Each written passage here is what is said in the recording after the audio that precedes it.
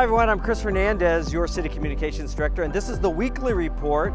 Now you'll see a lot of people wearing masks while they're out and about. It can be a homemade cloth mask or just a simple bandana like this one. You need to keep it over your nose and mouth in order to help protect others from the spread of coronavirus. You are protecting other people from yourself in case you have symptoms and don't know it yet. Now the CDC and our own health department have approved some guidelines for this, but you need to look at those because realize this is not a fail-safe and you still need to practice your social distancing guidelines. That means staying 6 feet apart from others when you are out in public, and it also means keep washing those hands. Missouri's governor has issued a new stay-at-home order that affects the entire state. But keep in mind, the local order that is stricter remains in effect in Kansas City. That's the one that Mayor Quinton Lucas enacted recently. So we have stricter guidelines in the city, but there is a new statewide order for the entire state of Missouri. Now that statewide order limits the number of people allowed inside stores that do remain open, and this is to help improve social distancing by reducing crowds and lines inside those buildings. For the list of do's and don'ts to help keep you and your family safe, go to kcmo.gov/coronavirus. When you think of Earth Day, you think of trees like this one. You're going to go out and plant one for Earth Day because did you know it's the 50th anniversary of Earth Day? That's coming up on April 23rd, and there are lots of ways that you can take part. Earth Day is also when we have the state's annual green sales tax holiday. If you need to replace an appliance that may not be functioning as well as it should, replace it with an Energy Star appliance that uses less energy or water, and you'll save some green now and in the future. Energy Star qualified appliances up to $1,500 that you buy between April 19th and April 25th will be sales tax exempt in KCMO. So Google Missouri sales tax holiday for more information. We know that with the stay-at-home order, you've been generating some more trash. Maybe you've been cleaning out the closets or the garage or the basement. So this week is a special no-tag trash period, trash amnesty as it's otherwise known. So you can put up to 12 bags at the curb. Now keep in mind for some people, it's also leaf and brush collection week. So make sure you keep those piles separate because those will be collected separately by different trucks. For the leaf and brush curbside pickup, remember that this week is for residents of Central KC. If you live in Kansas City North, you'll have your curbside leaf and brush collection from April 20th through the 24th, and this takes place on your regular trash day. Now, if you want to take your own things to the drop-off site, you can do that. Remember, they're closed on Saturdays through April 24th to help comply with the emergency stay-at-home order, but Kansas City residents can still drop off their leaves and brush Monday through Friday from 8 a.m. to 5 p.m. with proof of residency. Non-residents can drop off for a small fee. And those 3 leaf and brush drop-off centers are located at 11660 North Main Street, 1815 North Shoto Traffic Way, and 10301 Raytown Road. As you know, city facilities are closed to the public, but we are still working with a virtual city hall. All the 311 operators are still on duty, so continue calling 311 or access our services online. Go to our city website at kcmo.gov/pay if you need to pay anything like your water bill or municipal court fines. And the City Council continues to meet, but those meetings are now being held online, and that's how you can watch them. You can watch them on Channel 2 or on the city website. Just go to kcmo.gov/Channel 2. If you would like to testify about an ordinance that is being heard, you can send an email to publictestimony@kcmo.org. Be sure to include the ordinance number in the subject line. These comments will be read aloud during the public comment period as time permits and will be added to the public record. You'll be seeing a lot of blue around town. The buildings are lit up in blue to honor our first responders and our healthcare professionals. And there's this new campaign, Stay Strong, Stay Safe, Stay Home, KC. That's right, we're all in this together and you can do it. Help stop the spread of coronavirus. It's up to all of us to do our part. I'm Chris Hernandez with your weekly report. Stay tuned for these videos. Hi, I'm James Martin, Public Art Administrator for the City of Kansas City. Sometimes it can be difficult getting your voice heard. As our friend here, the sculpture Modern Communication by the artist Terry Allen reminds us. Did you know that whenever a new public building is built in Kansas City, 1% of the cost of that project goes toward the art that will beautify and enhance the facility. As the new KCI single terminal project and the adjacent parking area continues to move forward, we would love to have your input on what kind of art you would like to see. In this new climate of social distancing, we've made it easy for you to participate in this process in the comfort of your own home. I'd like to invite you to go to flykci.com to view a presentation about the new single terminal and parking garage and take a survey about public art.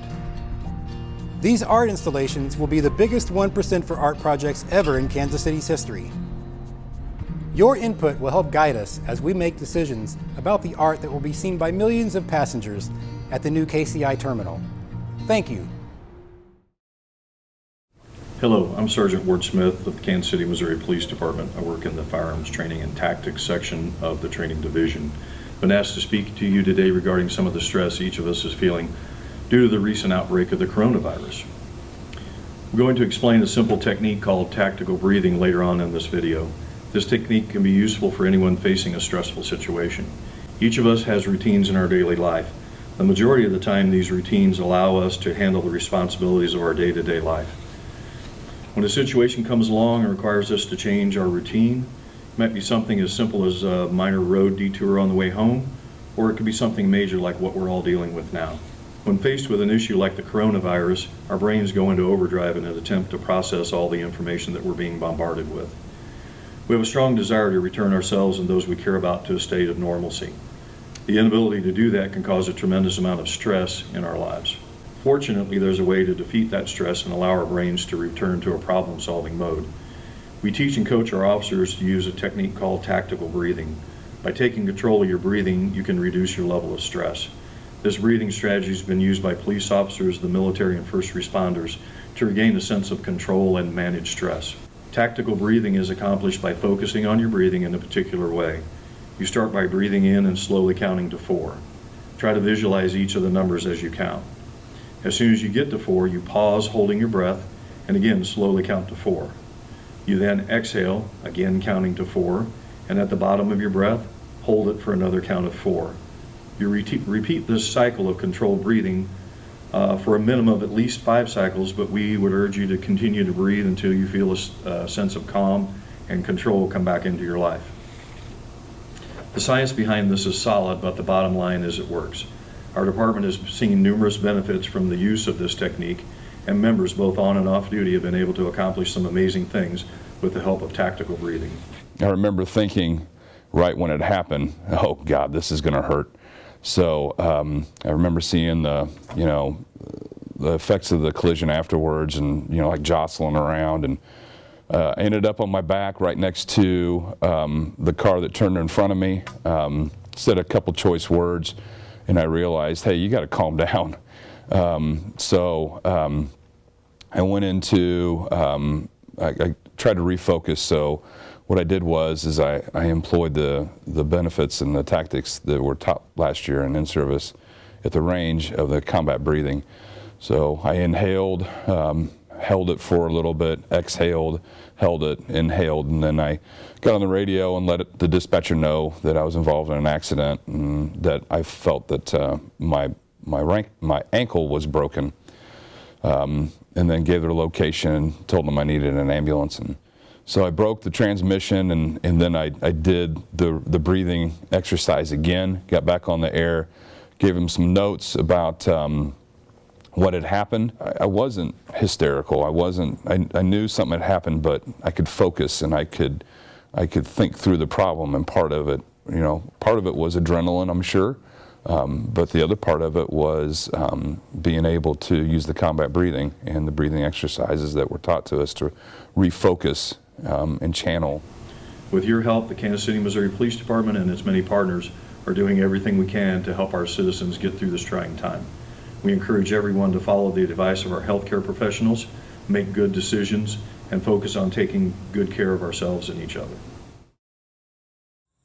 Hello and welcome to Wild Wednesday. I'm your host Allison, and we are back with Courtney. Hello. Courtney is here with some friends that are finding their way to us. Courtney, who exactly do we have here? We have 2 emu here. This is a male and a female. We have Edward and Nemu. And Nemu. And there's one other, you say? We do. We have another male who's off exhibit today named Nigel. Wow. Okay. So we've got a lot of personality that's coming out over here. So can you tell me a little bit about each of our emos we have? Yeah. Well, first I was going to start off by saying we're doing a little bit of enrichment with them today. So they came right up to get some honeysuckle. We have lots of browse on grounds that we feed different animals, and one of their favorites is to eat the berries off of this honeysuckle. Okay. So the one who's really chowing down here is Ed. He's a 25-year-old male, and then Nemu seems a little bit more interested in you right now and kind of what's going on in the surrounding area. She's like, there's a leather lady walking in on my Ed. All right. Yeah, and she's a little bit younger female, so they're a pair. How long have they been here at the zoo together? He has been here since about 1999, and she's only been here for a few years, so she's newer. Oh, she's getting another lay of the land. Yeah, right. Perfect. Well, we are, if you don't know, we are in our Australia area of the zoo. Now, a lot of people can look at this animal and think that's an ostrich. Well, they're quite different. They do come from the same group of animals called ratites. So that's a little scientific term for our friends out there. If you want to kind of describe to us what exactly is a ratite, or to be a member of the ratite group. Well, it's specific birds. So what other kinds of birds? Right. Are part of that So group? the ratites are like the emus and the ostrich, or we don't have them here, but rheas and cassowaries. Those are all the ratite birds. So generally the bigger bodied, heavier birds. And in this case, and in the case of the ostrich and some of the others, flightless birds. Flightless birds. Right. Okay. Now you bring up a really good point. When I think of birds, or their kind of classification is called aves, which makes me think of aviation. Right. Well, this bird looks a little too large to fly. Yes, so he is. What does it mean, or rather, what keeps this bird on the ground instead of flying in the sky? So obviously just this very large size. Yes. And it's hard to see, but if you feel them, they have these itty bitty little tiny wings. So they do still have kind of a remnant of a wing. Okay. But it would definitely not be enough to lift a bird like this up off the ground. Yeah. So they're really fast runners though. One of my favorite things is when I move these guys from our barn down here out onto exhibit. They just take off running, and they're so fast, and it's kind of cool to see because they, they have those little bitty wings tucked in, and their feet just go, and it's quite a sight to see them run out onto their exhibit. Yeah. So since they are birds, they are obviously covered in feathers, but their feathers seem to be different than like the zipped feathers of a flighted bird. So a lot of people think that birds' feathers are specifically for flight. What would you say to that? Yeah. So the feathers on these guys are designed a little bit more like hair. They almost have a more hair-like appearance, and they're unique because unlike some of the other birds where they just have one shaft coming out of a follicle, these guys actually have a double shafted feather. So that kind of lets them fall differently and gives them that more hair-like look. They look especially really these soft. ones on the head there. You can see there. They very much look like that's hair, my wig. but those are feathers also. Yes, not a wig. Very cool. Now, I do know one other thing about these guys is that their internals also, with all that muscle and all that weight that keeps them on the ground, but also their bones are a little different than a bird that flies in the sky. So what's the difference in those two types of birds? So a flighted bird would have a hollow bone. Like a straw? Yeah, Okay. exactly. Yeah, Okay. which just makes them weigh that much less, so they can get up a little bit easier. So these guys are more solid and designed to live on the ground. So that's something that they actually have in common with us. We have solid bones, which is pretty cool. All right, now I hear that in bird world, specifically in emu world, the dads are really, really good at being dads. They take care of all the little chicks running around. That is true. It's pretty unique in the animal kingdom, but the dads are the ones that will actually sit on the nest, and then if you see a little family group, it's usually dad with the youngsters. Very cool. Now, how many think he can take care of at once? Do you think I can take No. care of it? I Several. Yeah, they can have several in a nest. So, that's really, really cool. So you mentioned that these two are a pair. So have they mated yet, or are we still kind of waiting to see what happens? They have not. Like I said, she's just been here for a few years, and he's a little bit older, and they're still kind of trying to work out their situations, and then we kind of have that other male, so we've done a little bit of back and forth trying to see who wants to bond with who, and who does well with who. So we actually have another space back here where we can have the third emu roam, and we kind of we're still trying to work out the dynamics of it, and as are they, trying to figure out who wants to do what. It's a bit of the dating game here in our emu area. Yes. Now, I just heard a sound come from over there. It was kind of a do-do-do-do-do-do. What is that? Yeah, that's called booming, and that's how emus talk. They're just, I don't know if she sees something interesting over there or if she's looking at us, but just letting you know that I'm here. And very cool. So would they normally live in groups kind of like this? Or are they normally by themselves? Or how would you see They them are in the monogamous wild? pairs, but usually if you see a grouping, it'll be, like I said, the dad and the chicks. That's really cool. Very cool. Well, we're excited to have you guys here. Ed, you have been tons of fun. I think he could chew on this all day long. I think he enjoyed it, yeah. Well, if you guys are roaming around the zoo, there's plenty of honeysuckle everywhere. Please don't think you can give our emus honeysuckle, but know that they are a delicious treat that you can see these guys chow down on, and it's something that naturally grows here, which is really, really great, and an opportunity for these guys to get snacks that they love. Thanks so much, Courtney, for stopping by and letting us see these really cool animals. Guys, make sure you stop by and see our emus. It's right in between the Austral aviary and the dingoes. Until next time, we'll see you next week. Bye, guys. Thank you.